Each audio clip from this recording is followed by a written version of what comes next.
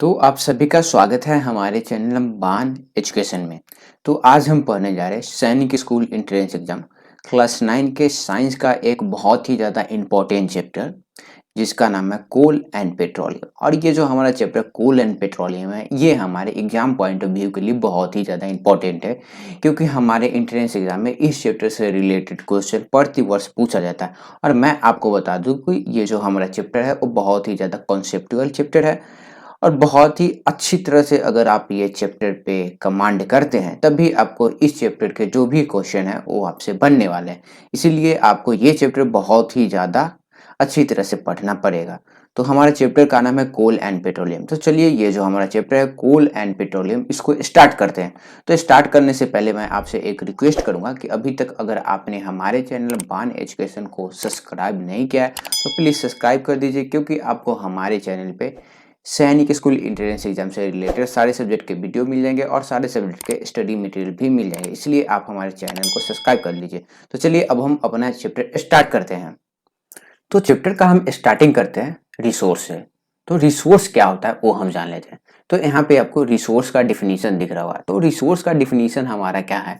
तो things which can be used is called resource. ऐसा चीज जिसको हम यूज कर सकते हैं वो हमारा रिसोर्स हो गया। तो यहाँ पे आपको रिसोर्स का मैं आपको कुछ एग्जांपल बता देता हूँ ताकि ये जो सारा चीज है वो आपको समझ में आ जाए। तो देखिए पेड़ का हम यूज कर सकते हैं, सन का भी यूज कर सकते हैं हम, वुड का भी यूज कर सकते हैं और कोल का भी हम यूज करते हैं। तो पेड़ का हम यूज कैसे करते हैं? तो पेड़ जो है वो हमें O2 देता है और साथ ही साथ फ्रूट भी देता है। और ये जो सन है वो सन हमें क्या देता है? सोलर एनर्जी हमें सन देता है। अब वहीं पे ये जो वुड है वो हमें क्या देता है? हीट एनर्जी देता है। और वहीं पे ये जो हमारा कोयला है ये भी हमें क्या देता है? Heat energy.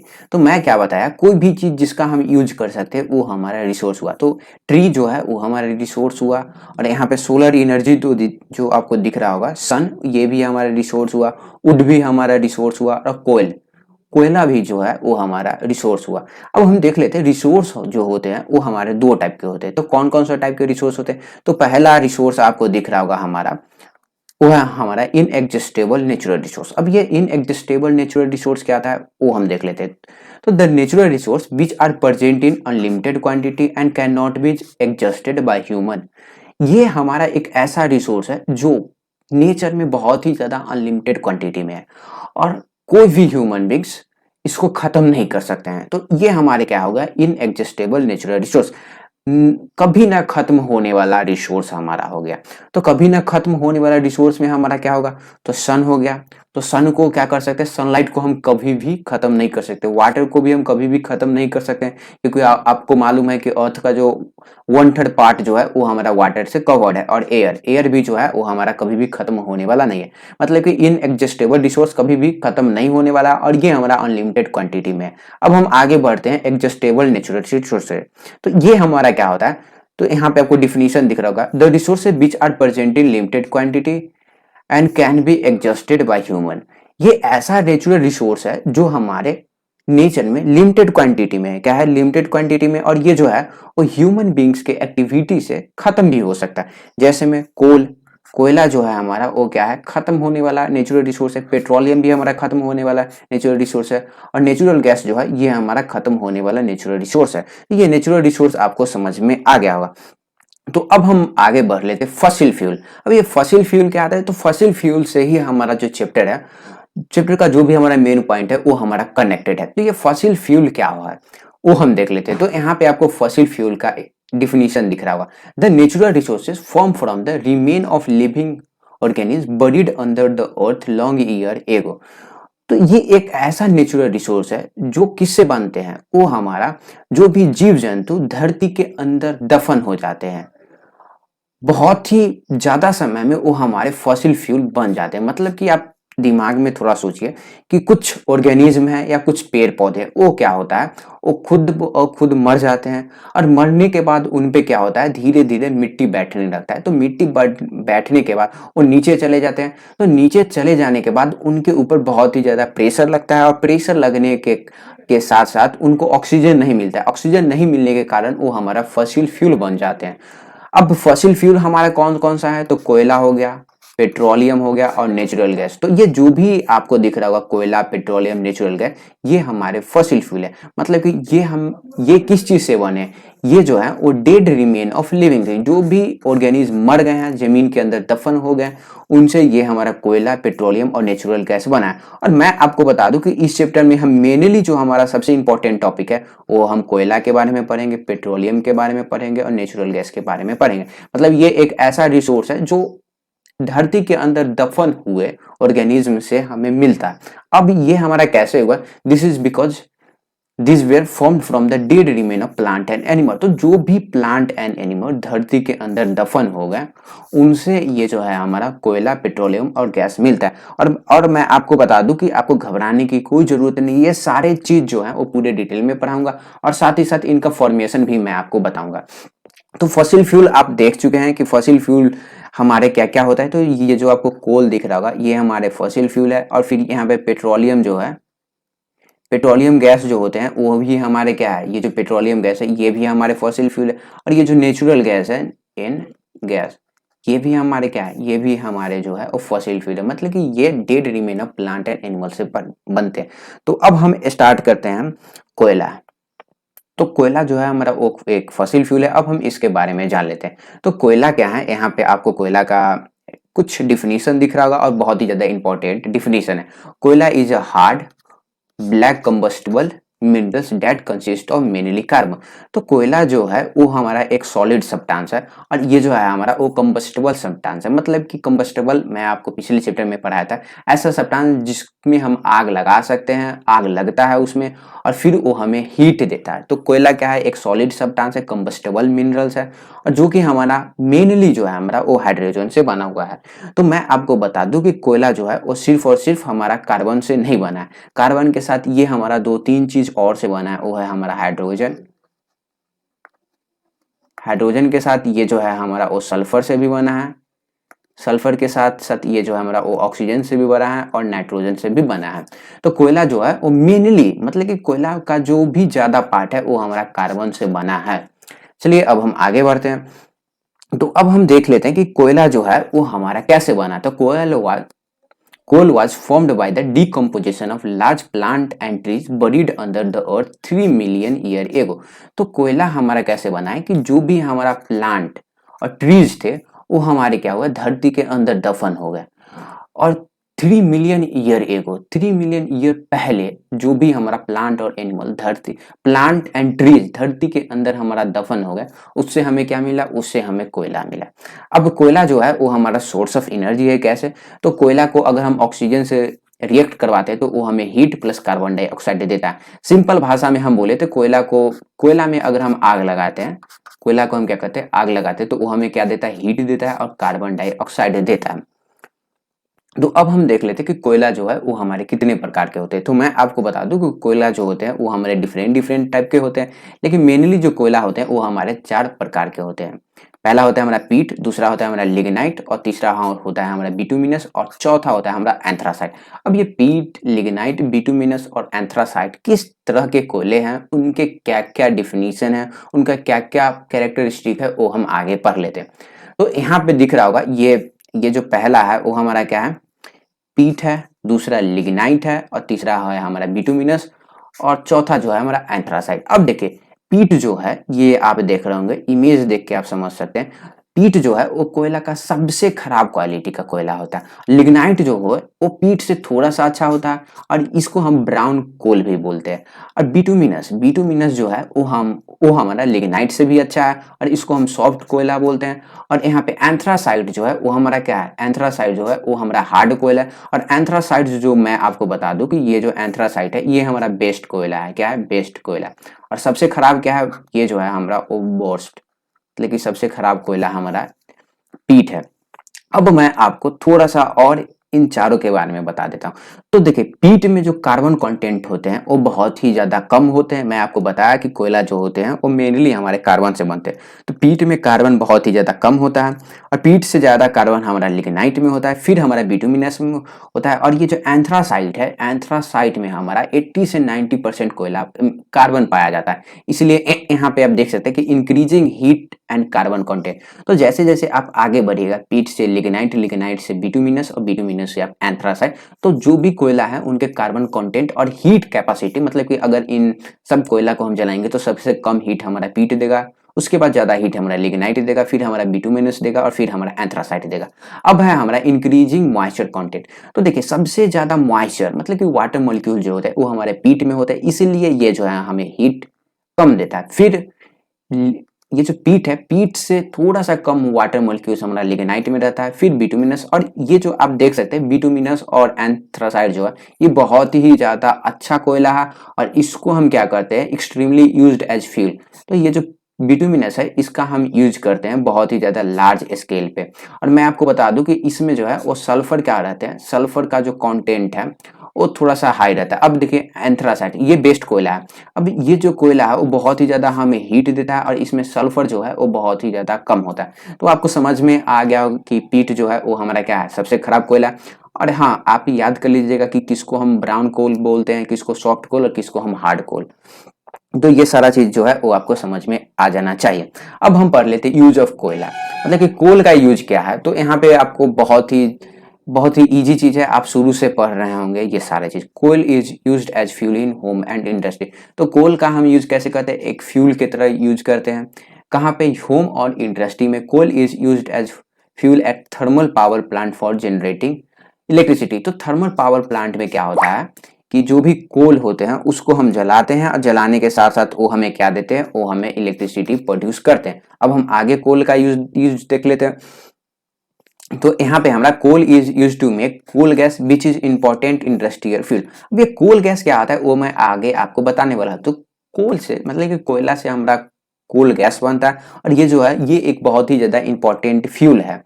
अब यहाँ पे देखिए अगला हमारा coal is important source of energy which can be used at heat. तो देखिए कोल जो है वो हमारा एक बहुत ही ज्यादा इंपॉर्टेंट सोर्स ऑफ एनर्जी है। कोल से हमें कोल गैस मिलता है, कोक मिलता है, और ये सारी चीज जो है वो हम आगे पढ़ने वाले हैं। तो अब हम देख लेते हैं प्रोडक्ट ऑफ कोल, मतलब कि कोल से कौन कौन सा प्रोडक्ट निकलता है। तो मैं आपको बता दूं कि कोल से हमें 3 प्रोडक्ट मिलता है। पहला होता है हमारा कोल गैस, दूसरा होता है हमारा कोल तार और तीसरा होता है हमारा कोक। अब ये कोल गैस, कोल तार और कोक क्या होता है, तो ये सारे चीज जो है वो हम डिटेल में पढ़ेंगे। आपको सिर्फ और सिर्फ ध्यान लगा के यहाँ पे सुनना है। अब देखिए कोल गैस क्या होता है, तो ये जो है वो हमारा एक गैसियस सब्सटेंस होता है, और कोल तार जो होता है ये हमारा एक लिक्विड सब्सटेंस होता है, और कोक जो है ये हमारा एक सॉलिड सब्सटेंस होता है। अब ये प्रोडक्ट ऑफ कोयल का मतलब क्या हुआ, तो जब भी हम कोयला को बिना ऑक्सीजन में हीट करते हैं, बिना ऑक्सीजन से हम कोयला को अगर हीट करते हैं तो ये हमें ये तीनों चीज देता है, कोल गैस, कोल तार और कोक। तो चलिए अब हम एक एक करके इन सारे चीज को पढ़ लेते हैं। तो सबसे पहले हम पढ़ लेते हैं कोक। तो कोक आप देख रहे हैं कि कोक क्या है, ये जो है हमारा वो सॉलिड सब्सटेंस है। कोक जो है वो हमारा सॉलिड सब्सटेंस है और कोक जो है ये एक बहुत ही अच्छा फ्यूल है। तो हम देख लेते हैं कि ये कोक है क्या, मतलब कि कोक का क्या क्या कैरेक्टरिस्टिक है। तो यहाँ पे आपको कोक का कुछ कैरेक्टरिस्टिक दिख रहा होता है। Coke is tough and porous black solid substance. Coke जो है वो एक बहुत ही ज्यादा टफ और पोरस, मतलब कि इसके जो भी मॉलिक्यूल्स है कोक में आपको थोड़ा थोड़ा एक छोटा सा आपको होल देखने को मिलेगा, छिद्र देखने को मिलेगा, ब्लैक सब्सटेंस है। तो मैं आपको बताया कि कोक जो है वो एक सॉलिड सब्सटेंस है, पोरस सब्सटेंस है और साथ ही साथ ब्लैक कलर में है। चलिए आगे हम देख लेते हैं।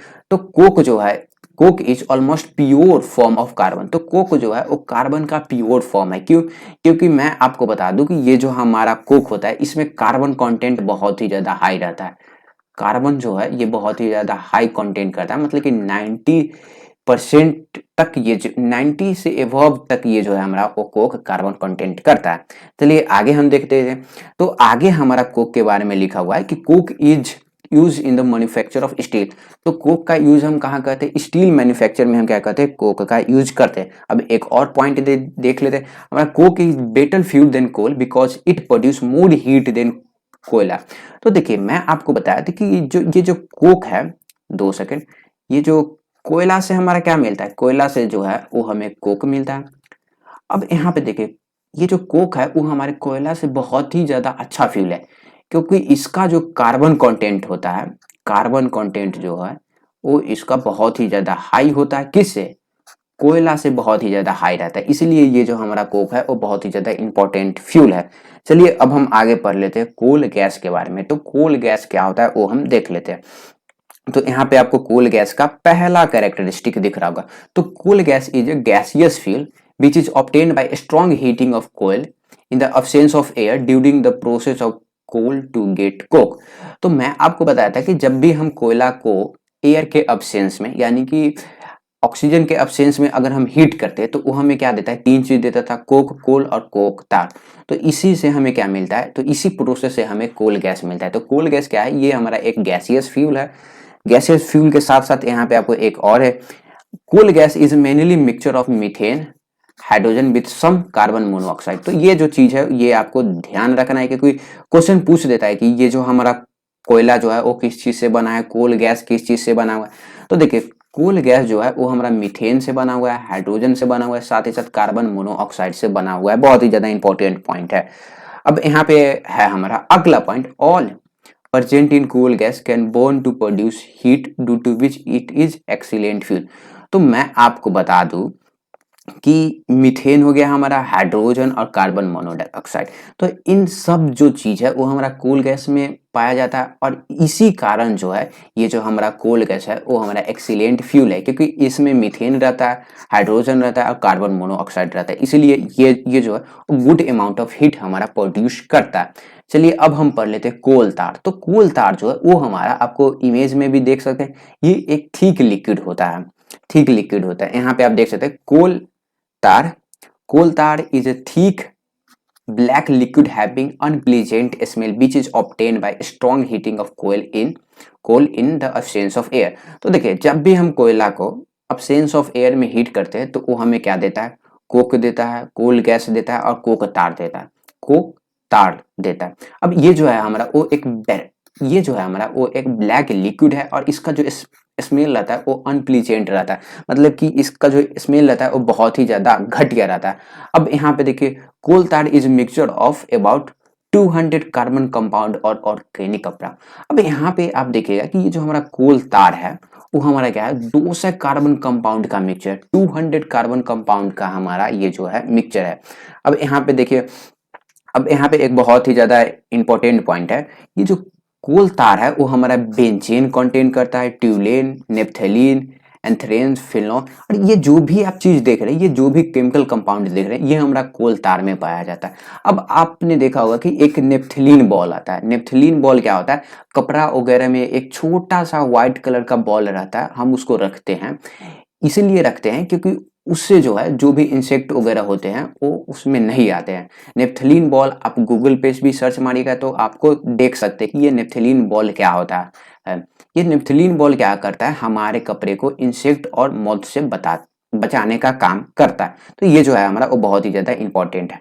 अब यहाँ पे देखिए कोल तार का ही हमारा कुछ प्रोडक्ट है। देखिए it is the product of coal tar are use to make. तो जो भी कोल तार के प्रोडक्ट होते हैं वो हमारा सिंथेटिक फाइबर बनाने में हेल्प करते हैं, ड्रग्स यानी कि मेडिसिन बनाने में हेल्प करते हैं, प्लास्टिक बनाने में, डाइज बनाने में, perfume, paints, pesticides, roofing material, explosive. तो ये जो भी चीज आप देख रहे हैं ये हमारा किससे बनते हैं, कोल तार के कुछ प्रोडक्ट के हेल्प से ये जो सारे चीज है वो हमारे बनते हैं। तो अब हम पढ़ लेते पेट्रोलियम। मैं आपको बताया था कि चैप्टर का ही नाम था हमारा कोल, पेट्रोलियम एंड नेचुरल गैस। तो अब हम देख लेते हैं हमने क्या किया, कोल के बारे में बहुत ही अच्छी तरह से पढ़ लिया कि कोल क्या होता है, कोल के टाइप हमने पढ़ा और फिर कोल का प्रोडक्ट पढ़ा और सारे प्रोडक्ट को हमने एक एक करके जाना। अब हम जान लेते हैं कि पेट्रोलियम क्या होता है। तो पेट्रोलियम जो होते हैं वो हमारा एक, सबसे पहले पेट्रोलियम जो होते हैं वो हमारा एक फॉसिल फ्यूल है, मतलब कि ये भी जो है वो मरे हुए, मतलब कि दफन हुए जीव से हमें मिलते हैं। तो हम देख लेते हैं कि ये पेट्रोलियम क्या होता है। तो पेट्रोलियम का यहाँ पे आपको डिफिनीशन दिख रहा होगा। Petroleum is a dark coloured thick crude oil found deep below the ground in certain area. तो देखिए पेट्रोलियम जो है वो हमारा क्या है, एक dark colour thick crude oil है। क्या ये हमारा एक थिक क्रूड ऑयल है और ये हमें कहाँ पे मिलता है, बहुत ही ज्यादा ग्राउंड के बिलो मिलता है और कहीं कहीं पे मिलता है, कहीं कहीं पे, हर एक जगह हमारा पेट्रोलियम नहीं मिलता है। यहाँ पे आप इमेज देख के भी समझ सकते हैं, ये जो आपको इमेज दिख रहा होगा इसके हेल्प से भी आप समझ सकते हैं कि कोल जो है वो हमारा पेट्रोलियम जो है सॉरी वो हमारा क्या है, एक dark crude thick crude oil है, थिक क्रूड ऑयल, और जिसका जो कलर है वो हमारा ब्लैक कलर रहता है। अब यहाँ पे देखिए अगला पॉइंट जो है वो बहुत ही ज्यादा इंपॉर्टेंट है। Petroleum is not a single chemical compound, petroleum is a complex mixture of compound known as hydrocarbon. तो मैं आपको बता दूं कि पेट्रोलियम जो है वो एक सब्सटेंस नहीं है, मतलब कि वो एक कंपाउंड नहीं है। पेट्रोलियम जो है वो हमारा बहुत सारे कंपाउंड का मिक्सचर है, और उन सारे चीज को हम क्या बोलते हैं, हम उनको बोलते हैं हाइड्रोकार्बन। अब ये हाइड्रोकार्बन अगर मैं आपको पढ़ाने लगूं तो थोड़ा सा ये आगे का टॉपिक हो जाएगा, लेकिन हाइड्रोकार्बन क्या होता है वो मैं आपको बता देता हूं। तो ऐसा सब्सटेंस जो हमारा हाइड्रोजन प्लस कार्बन से बना है उसको हम क्या बोलते हैं, हम उसको हाइड्रोकार्बन बोलते हैं। तो जो भी चीज हमारा पेट्रोलियम में पाया जाता है उनको हम क्या बोलते हैं, उसको हम हाइड्रोकार्बन बोलते हैं। और पेट्रोल, और ये जो हमारा पेट्रोलियम है ये हमारा एक सिंगल कंपाउंड नहीं है, सिंगल कंपाउंड नहीं है, ये जो है हमारा वो कॉम्प्लेक्स कंपाउंड है। मतलब कि पेट्रोलियम से हमें बहुत सारा चीज जो है वो मिलने वाले हैं।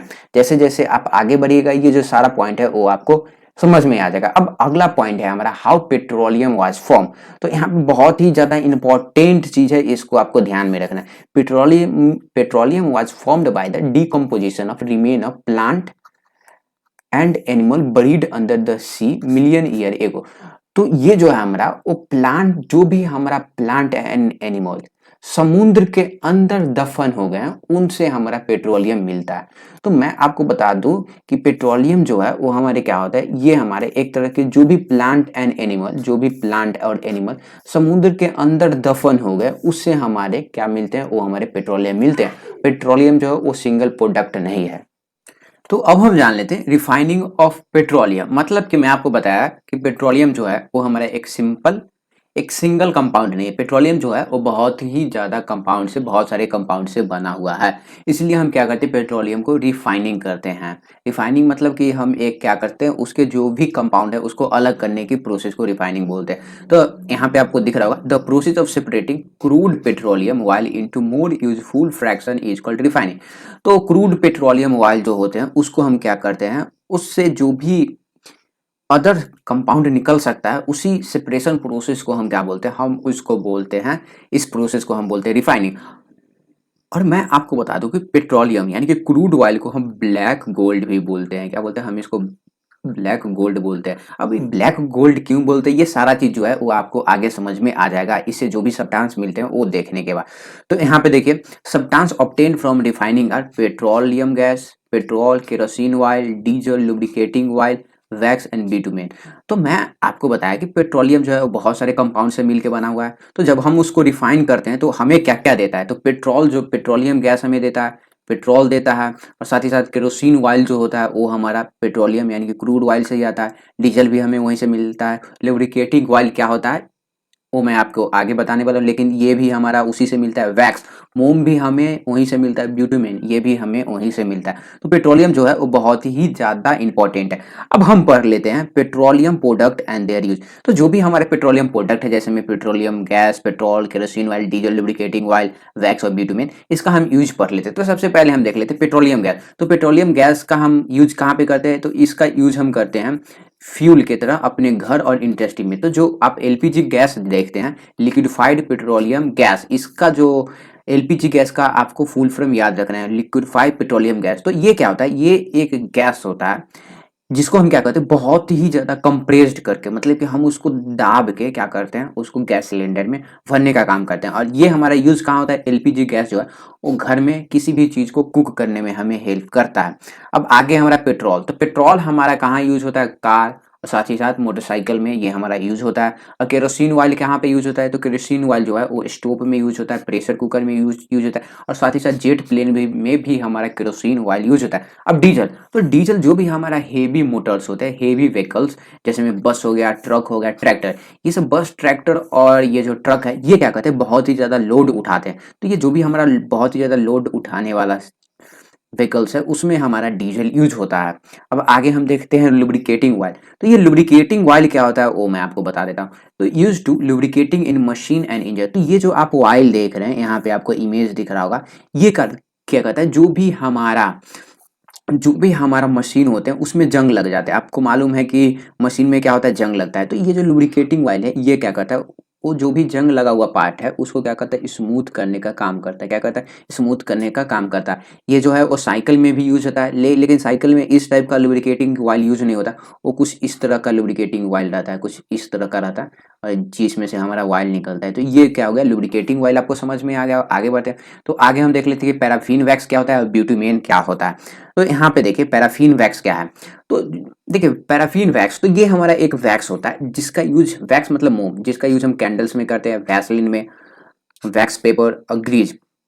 तो जो भी हमारा वैक्स जिस चीज में यूज होता है उसमें हमारा पैराफिन वैक्स है। और पैराफिन जो वैक्स है वो हमारा पेट्रोलियम प्रोडक्ट है, कैंडल्स में यूज होता है, वैसलिन में यूज होता है, वैक्स पेपर और ग्रीस में यूज होता है। तो ये जो आप वैसलिन देखते हैं ये हमारा एक प्रकार का वैक्स रहता है, मोम रहता है। और ये जो आप ये कैंडल देखते हैं ये भी हमारा क्या है, एक प्रकार का वैक्स होता है। अब हम देख लेते हैं ब्यूटामेन क्या होता है। तो ब्यूटामेन जो होता है वो एक ब्लैक थिक लिक्विड रहता है, और bitumen is used for road surfacing. तो देखिए, तो जो भी रोड का आप ब्लैक कलर का पार्ट देखते हैं वो हमारा ब्यूटामेन से बनता है। और ब्यूटामेन का यूज हम क्या करते हैं, इसको हम वाटर प्रूफिंग रूफ, कोई भी बिल्डिंग के वाटर प्रूफिंग रूफ बनाने में भी हम यूज करते हैं। और साथ ही साथ ब्यूटामेन जो है वो हमारा ब्लैक पेंट बनाने में भी हमारा यूज होता है। चलिए अब मैं आपको पढ़ा देता हूँ कि नेचुरल गैस क्या होता है। तो नेचुरल गैस यहाँ पे आपको दिख रहा होगा, natural gas consist of mainly methane with A small quantity of ethane and propane. अब आपको ये नाम जो है वो आपको थोड़ा सा डिफिकल्ट लग रहा होगा कि इथेन क्या है, प्रोपेन क्या है, मीथेन क्या है। तो मैं आपको बता दूं कि मीथेन, इथेन, प्रोपेन एक गैस है।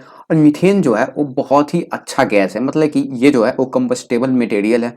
मतलब कि ये जो है वो हमें क्या करता है, हीट एनर्जी देता है। और आपको याद रखना है कि ये जो नेचुरल गैस होते हैं वो मेनली हमारा किस किस चीज से बने हुए होते हैं। अब यहाँ पे देखिए, यहाँ पे एक बहुत ही ज़्यादा इंपॉर्टेंट चीज़ है, when natural gas is compressed by applying pressure it is called compressed natural gas. तो आजकल आप न्यूज़ में सुनते होंगे या बहुत सारे गाड़ी जो होते हैं वो हमारे सीएनजी गैस पे चलते हैं। तो सीएनजी गैस क्या होता है, तो सीएनजी गैस जो है वो एक प्रकार का नेचुरल गैस है जिसको हम क्या करते हैं, कंप्रेस्ड करके किसी भी गाड़ी में उसको हम भरने का काम करते हैं। और सीएनजी का आपको स्पेलिंग भी पूछ सकता है, तो क्या है सीएनजी, मतलब कंप्रेस्ड नेचुरल गैस। कंप्रेस्ड मतलब क्या होता है, बहुत ही प्रेशर लगा के किसी चीज़ को हम कंप्रेस्ड करने का कोशिश करते हैं, मतलब कि उसको छोटा दबाने का कोशिश करते हैं। तो वो हमारा क्या होता है, उसको हम कंप्रेस्ड बोलते हैं। कंप्रेस्ड नेचुरल गैस मतलब कि नेचुरल गैस को अगर हम कंप्रेस कर दिए तो वो हमारा सीएनजी कहलाता है। तो आगे हम जान लेते हैं कि एडवांटेज ऑफ नेचुरल गैस, मतलब कि नेचुरल गैस का हमारा क्या क्या एडवांटेज है। तो नेचुरल गैस जो है वो क्या करता है, वो बहुत ही ज़्यादा large amount of heat produce करता है। मतलब कि नेचुरल गैस क्या है, एक हमारा फ्यूल है, तो बहुत ही ज़्यादा अमाउंट ऑफ हीट प्रोड्यूस करता है। और नेचुरल गैस का इंपॉर्टेंट पॉइंट ये है कि it does not produce any poisonous gas on burning. तो नेचुरल गैस जो है वो जलने के बाद क्या करते हैं, पॉइजनस गैस नहीं देते, मतलब कि पॉइजनस गैस जो है वो प्रोड्यूस नहीं करते हैं। और ये जो है ये बहुत ही ज़्यादा इंपॉर्टेंट है। और do not leave behind any solid residues on burning. तो जब भी आप नेचुरल गैस को आप जलाते हैं तो कोई भी चीज़ आपको, मतलब कि कोई भी बचा हुआ चीज आपको नहीं मिलने वाला। जैसे में अगर आप पेपर जलाइएगा तो पेपर जलाइए या आप कोयला जलाइए तो आपको क्या क्या मिलेगा, पेपर का ऐश मिलेगा, मतलब कि राख मिलेगा। लेकिन जब भी आप नेचुरल गैस जलाते हैं तो वो राख आपको नहीं मिलने वाला है। इसी पॉइंट के कारण नेचुरल गैस जो है वो एक प्रकार का हमारा क्या होता है, इसको हम आइडियल फ्यूल बोलते हैं। क्या बोलते हैं हम इसको, आइडियल फ्यूल, मतलब कि बहुत ही ज्यादा अच्छा फ्यूल ये जो है वो हमारा होता है। तो हमारा चैप्टर कोल एंड पेट्रोलियम जो है वो हमारा कंप्लीट हो चुका है। और मैं आपको बता दूं कि इस चैप्टर के जो भी इंपॉर्टेंट क्वेश्चन थे वो मैं आपको नहीं करवा पाया, क्योंकि अगर मैं आपको क्वेश्चन करवाता तो वीडियो जो है वो बहुत ही ज़्यादा लंबा हो जाता। लेकिन नीचे आपको नोट्स का लिंक मिल रहा होगा, मतलब कि इस चैप्टर का जो भी इंपॉर्टेंट नोट्स है उसका लिंक आपको नीचे दिख रहा होगा। उस पीडीएफ नोट्स में मैं आपको जो भी इंपॉर्टेंट क्वेश्चन है वो आपको दे चुका हूँ, आप खुद से भी प्रैक्टिस कर सकते हैं। तो आपसे मैं फिर से एक बार रिक्वेस्ट करूंगा कि अभी तक अगर आपने हमारे चैनल बान एजुकेशन को सब्सक्राइब नहीं किया है तो प्लीज़ सब्सक्राइब कर लीजिए, क्योंकि आपको हमारे चैनल पे सैनिक स्कूल से रिलेटेड सारे सब्जेक्ट के वीडियो भी मिलने वाले हैं और स्टडी मटेरियल भी आपको मिलने वाले हैं। इसलिए आप चैनल को सब्सक्राइब करना ना भूलें।